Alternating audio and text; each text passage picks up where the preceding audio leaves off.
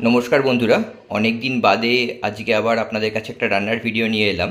এটা হচ্ছে খুবই একটা টেস্টি আইটেম।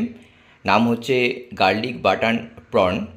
এই গার্লিক বাটার প্রন বানানোর জন্য যেগুলো লাগবে সেগুলো হচ্ছে চিংড়ি মাছ। আমি এখানে 700 মতন চিংড়ি মাছ, মিডিয়াম সাইজের চিংড়ি মাছ, সেটা ভালো করে ছাড়িয়ে ধুয়ে যে কালো সুতোটা থাকে সেটা বার করে নিয়েছি।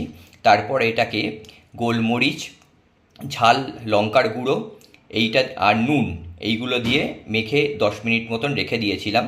এছাড়া লাগছে ধনে পাতা আর একদম কোচানো রসুন 50 গ্রাম মতন রসুন কোয়া নিয়ে সেটাকে একদম কুচিয়ে নিয়েছি। আর লাগছে বাটার। এবার দেখে নিন কী করে এটা করব। খুবই সহজে, একদম খুব তাড়াতাড়ি এটা হয়ে যায়।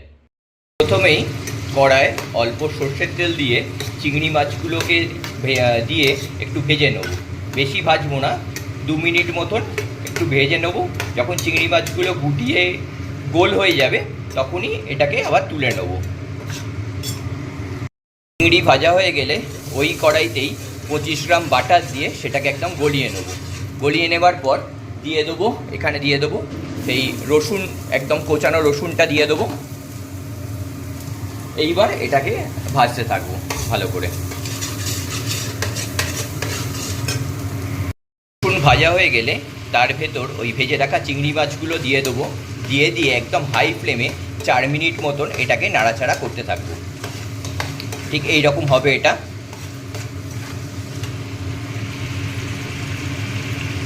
এরপর বেশ কিছু কোচানো ধনে পাতা এখানে দিয়ে দিন।